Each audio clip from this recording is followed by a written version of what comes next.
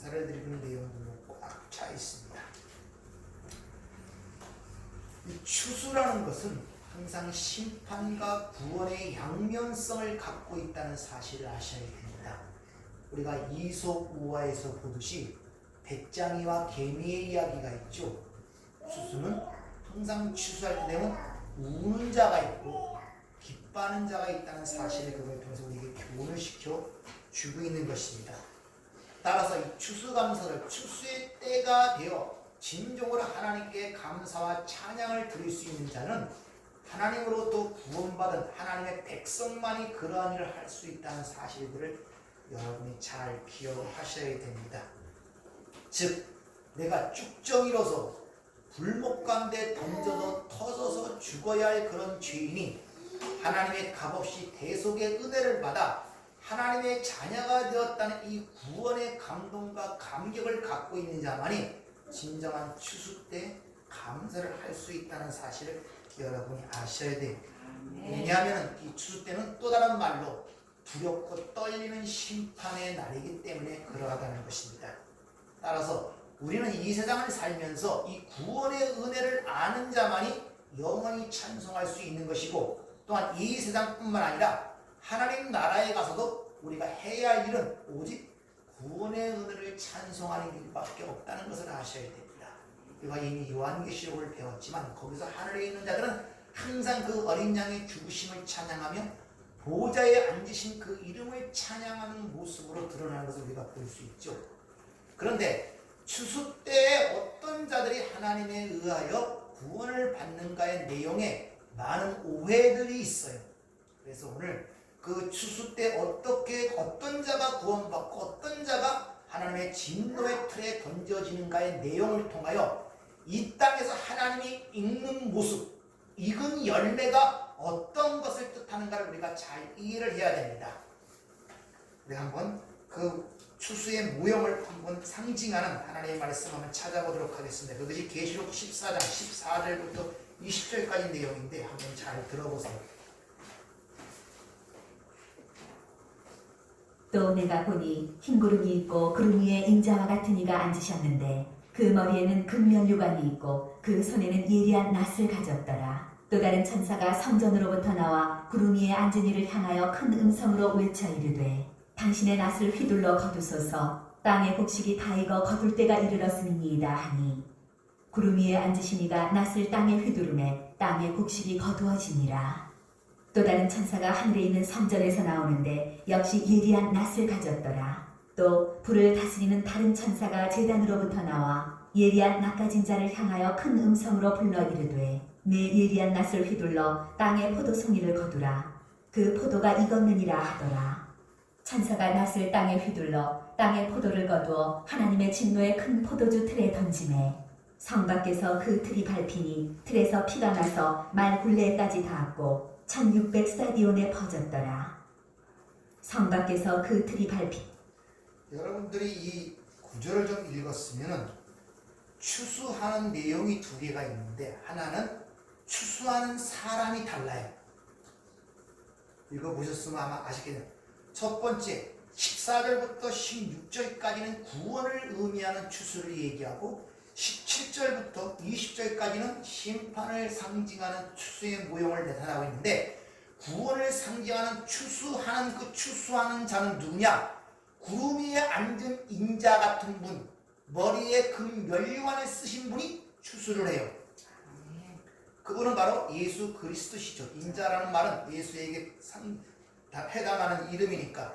두 번째 그 추수, 심판을 상징하는 추수는 그냥 또 다른 천사, 불을 다스리는 천사에 의하여 그 곡식이, 포도송이가 거둬지는 모습이 거기에 기록이 되어 있습니다.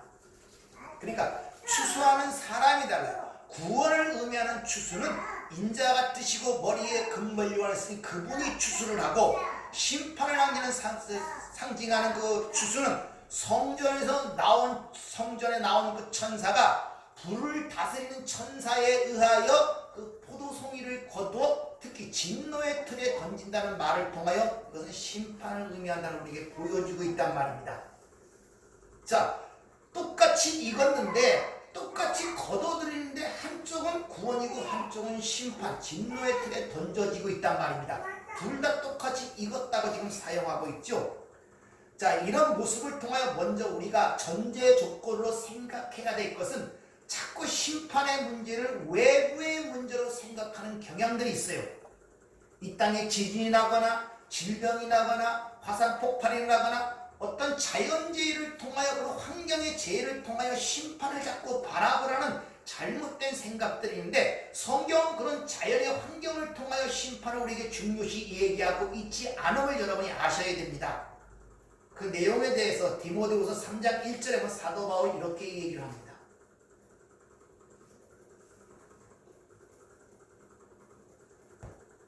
너는 이것을 알라. 말세에 고통하는 때가 이르러 사람들이 자기를 사랑하며 돈을 사랑하며 자랑하며 교만하며 비방하며 부모를 거역하며 감사하지 아니하며 거룩하지 아니하며 무정하며 원통함을 풀지 아니하며 모함하며 절제하지 못하며 사나우며 선한 것을 좋아하지 아니하며 배신하며 조급하며 자만하며 쾌락을 사랑하기를 하나님 사랑하는 것보다 더하며 경건의 모양은 있으나 경건의 능력은 부인하니 이 같은 자들에게서 내가 돌아서라.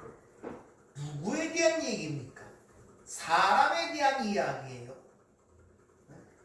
말세 때 그 말세 나타나는데 다 어느 관계, 인간적 관계 속에서 사람 속에서 그런 문제가 발생하는 것을 중점으로 심판의 내용으로 성경은 얘기하고 있지 밖에서 문화나 문명이나 발달이나 아니면 그 폐쇄에 의하여 심판을 얘기하고 있지 않음을 여러분들이 아셔야 됩니다.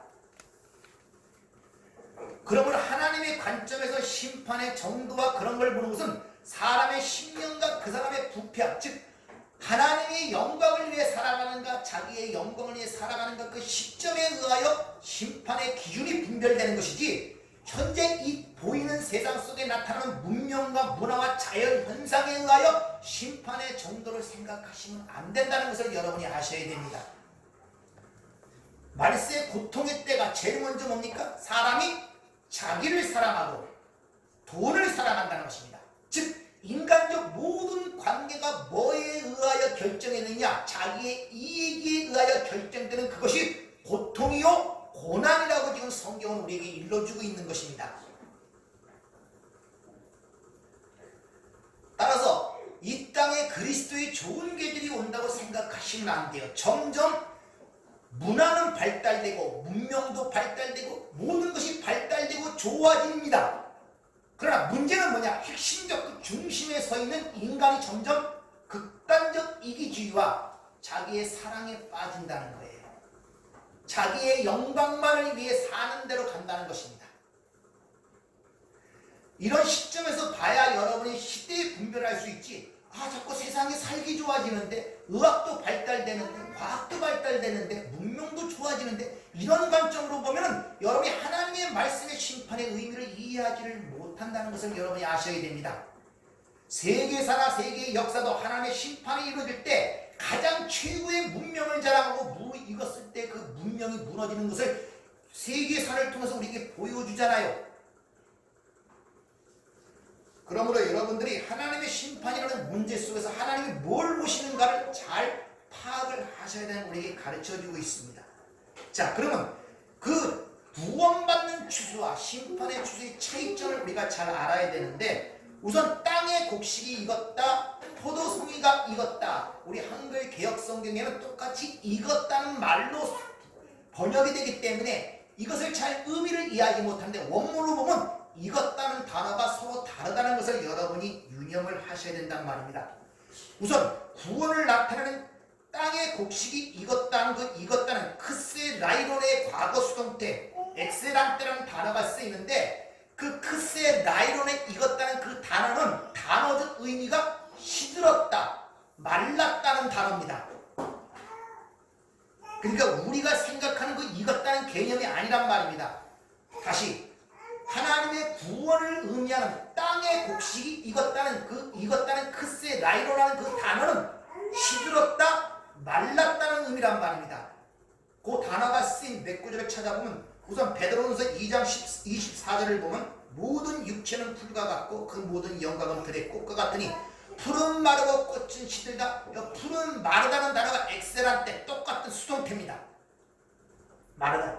그리고 마태복음 13장 6절도 씨가 뿌리는 비유에서 뿌리가 없어 말랐다는 이 말랐다는 단어가 같은 단어란 말입니다.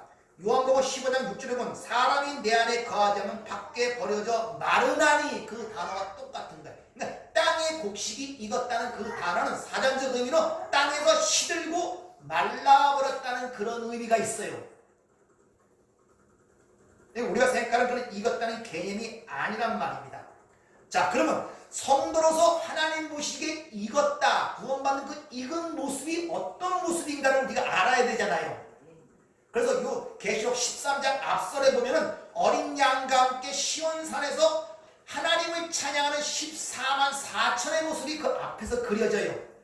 그럼 그 14만 하나님 나라에서 구원받은 백성들이 하나님을 찬양한 그 14만 4천들이 어떤 자들이냐? 거기 기록하기를 여자와 더불어 더럽히지 아니하고 순결한 자며 어린 양이 어디로 가지 따라가는 자라, 이렇게 얘기를 합니다.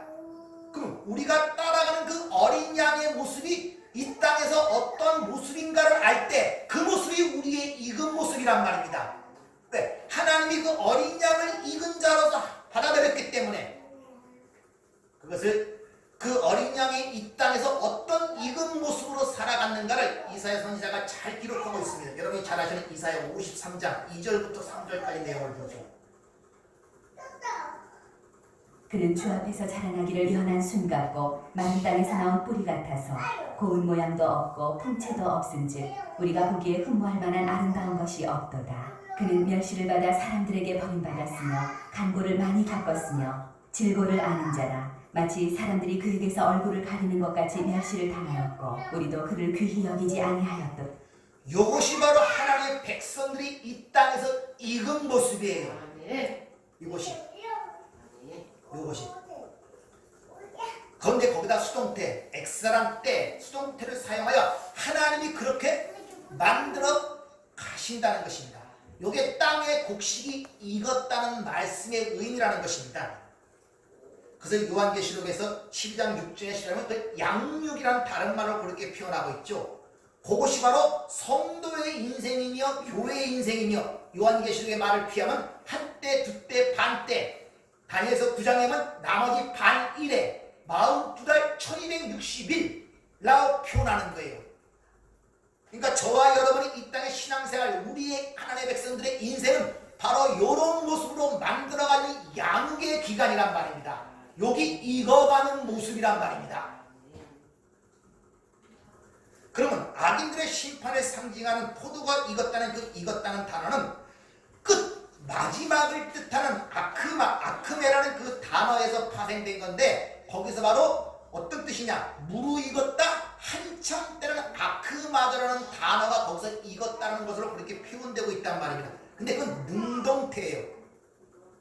그러니까 이 땅의 사람들의 눈에 보기는 세상의 왕처럼 가장 고집 꼭대기에, 바벨탑 끝대기에 올라가는 그 시점이 심판의 시점이고, 그것이 심판받는 익은 자의 모습이라는 것입니다. 그래서 이 세상의 심판을 상징하는 바벨론의 심판이 요한계시록 18장에 나오는데, 그들의 그 심판받는 모습 속에서 어떻게 기록하고 있느냐, 이렇게 기록하죠. 그가 자기를 얼마나 영화롭게 했으며 사치하게 했는지 그만큼 고통과 애통함으로 갚아주리라, 이렇게 얘기를 합니다. 바벨론의 심판, 세상의 심판, 다시 말하면 그 심판의 구원, 심판의 추수를 당하는 자는 이 땅에서 자기를 얼마나 영화롭게 살고 자기에게 사치롭게 살았는지 모른다는 거예요. 세상으로 볼 때는 너무나 아름답고 사치스럽고 자기 행복과 만족을 위해 더할 나위 없이 사는 모습으로 그걸 익었다 그러는데, 그것을 심판이다, 이렇게 지금 이야기를 하고 있단 말입니다.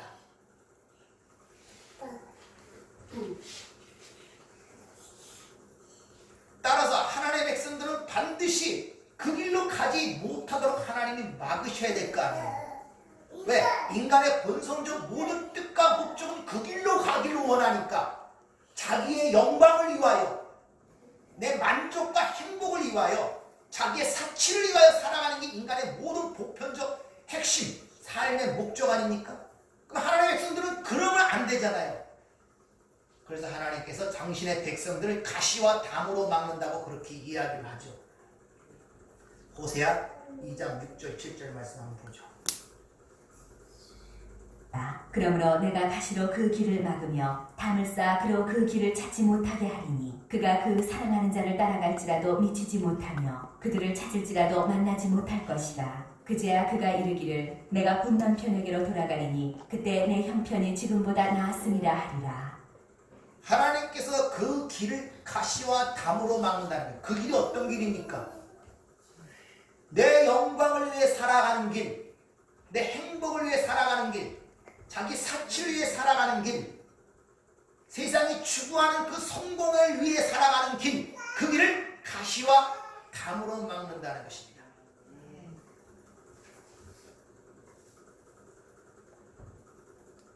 따라서 여러분들이 오늘 추수감사절을 맞이해서 이 해가 시작될 때부터 생각했던 여러분의 자신과 자신의 계획과 뜻이 제대로 이루어지지 않았다면 여러분 추수가 열매가 잘 익으신 거예요.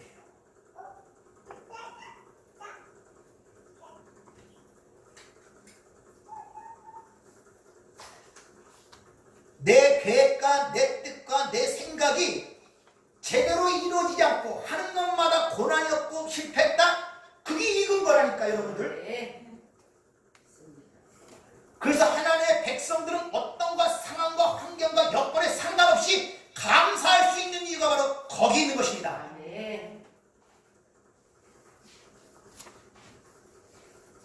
그렇지 않고 내가 이 해를 시작할 때 여러 가지 계획 같은데 하나도 이루어진 게 없어. 하나님은 왜 날 도와주신 거 없지? 이것이 바로 심판받는 익은 모습이에요. 사실 그런 관점에서 감사할 거 있습니까? 뭐 훨씬 나아졌어요? 생활 형편이? 로또라도 당첨됐습니까? 안 맞았습니다. 아픈 몸들이 뭐 굉장히 건강해졌습니까? 골칫거리들이 확확 다 사라졌습니까? 그럼 오늘 뭘 감사합니까 여러분들? 이 감사절에 그렇게 생각을 하신다면은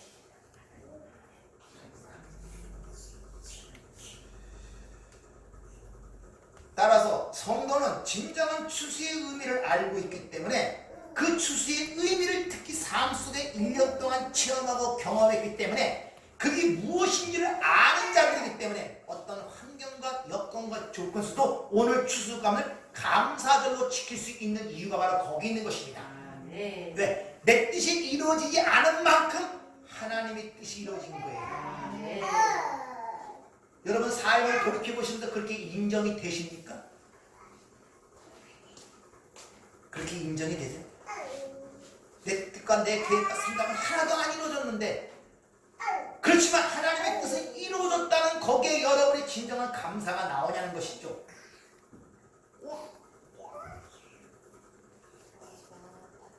세상 사람들은 다 고집 꼭대기에 올라오고 싶어서 만족함이 없어요. 남들과 비교심. 그러니까 항상 해가 지나면 후회와 회한만 남는 거예요. 불평과 원망만 남는 거란 말입니다. 왜? 자기 계획과 뜻이 그게 이루어집니까? 뛰는 자에 나는 자가 있는데 전부 다 고집 꼭대기에 올라가 싶고 남과 비교하여 그들보다 높아지고 싶고 그를 통한 칭찬과 어떤 그런 것에 예민하여 그것에 의하여 살아가는 목적을 갖고 있는 사람들이 어떻게 한 해 동안에 만족할 수 있는 삶이 될 수 있겠냔 말이죠. 자조만 남는 거예요. 회한만 남고 내 삶은 왜 이렇지? 이런 식으로. 왜? 읽는다는 의미가 뭔지를 모르기 때문에 그래요. 읽는다는 의미가. 따라서 예수 그리스도의 이 땅의 삶이 이사야 53장을 통하여 그려주듯이 그것이 바로 하나님의 백성들이 이 땅에서 있는 모습이라는 사실을 여러분이 기억을 하셔야 된단 말입니다.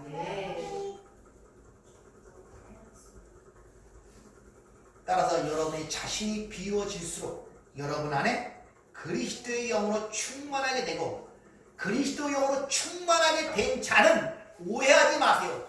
사람들로부터 칭찬을 받고 사람들로부터 찬양을 받고 내 삶이 풍성해지고 온 것이 아니라 그리스도의 영으로 충만하게 되면 이 땅에 그 그리스도가 살아난 모습이 그 삶을 통해 드러나는 드러난단 말입니다. 그래서 그를 어린 양이라고 하는 거예요. 마치 늑대 가운데 사는 어린 양 같은 모습, 여기 익은 모습이란 말입니다. 그것을 우리가 반감하고 싫어하고 부인할 삶이 아니다. 그래서 오늘 본문 말씀에 내 영혼아 여호와를 송축하라. 내 영혼아 여호와를 송축하라. 내 안에 있는 모든 것들아 여호와를 송축하라. 내 몸이 아니라 보이는 것이 아니라 이 껍질이 아니라 내 안에 있는 것들. 왜? 나는 다 비워지고 그 그리스도의 영으로 충만하게 될 때 그것이 하나님을 찬양하게 된단 말입니다. 그의 거룩한 이름을 송축하라. 내 영혼아 여호와를 송축하며 그 모든 은택을 잊지 말지어다. 이렇게 얘기하는 것입니다. 여기서 영혼이란 말이 뇌샤마, 창세기 2장 7절에 보면 생기를 그 생기를 불었느니 하얀 뇌샤마, 살아있는 생명이 되었다. 그 말이에요. 그 호흡을 받은 자들은 뭘로 나간다? 여호와를 송축함으로 나가요. 그 송축하던 나라가 여러분이 잘 아시는 복이란 단, 바라크란 말입니다. 그게 복이다. 왜? 그게 산자다. 이런 뜻이란 말입니다. 여러분들이 오늘 추수감사절을 맞이해서 여러분이 이런 하나님의 진리를 알고 있다면 내가 그만큼 내 뜻을 모르고 내 생각과 내 계획이 하나도 이루어진 게 없네. 그럼 감사하셔야 돼요. 왜? 하나님의 뜻이 이루어진 것이기 때문에. 여러분이 이런 믿음을 갖고 있다면 어떤 상황과 여건 속에서 여러분들은 그걸 할 수가 감사를 할 수가 있다는 말입니다.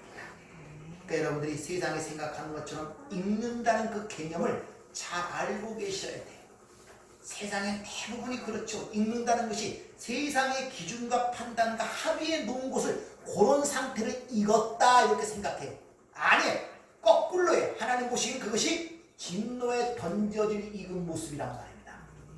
그래서 산상수에는 첫 팔복에 나오는 그 모습이 심령이 가난한 자, 애통하는 자 이렇게 나오는 것입니다. 그러면 여러분들은 오늘 감사하셔야 돼요. 네. 여러분의 뜻이 안 이루어진 만큼 감사하셔야 돼요. 내 뜻이 이루어졌다면 안 된단 말입니다. 하나님의 뜻이 이루어진 거예요. 그러니까 여러분들이 어떤 상황과 환경 속에서 이런 진리를 알고 있다면 어떤 조건 속에서도 바로 감사할 수 있는 자가 성도고 그리스도인이란 말이에요. 그래서 환난 중에도 내가 즐거워한다고 사도 바울이 로마교회에 이렇게 써보내는 것입니다. 기도하겠습니다. 은혜롭고 자비로우신 주님 감사를 드립니다. 내 삶이 아니라 주님의 뜻이 이루는 것이 우리의 삶입니다. 때로는 그것이 부딪히고 아파서 힘들 때가 있지만 그러나 그것이 사는 것임을 내가 알기에 그것이 내 안에서 하나님의 부활의 능력이 드러나는 힘을 알기에 오히려 감사하고 기뻐할 수가 있습니다.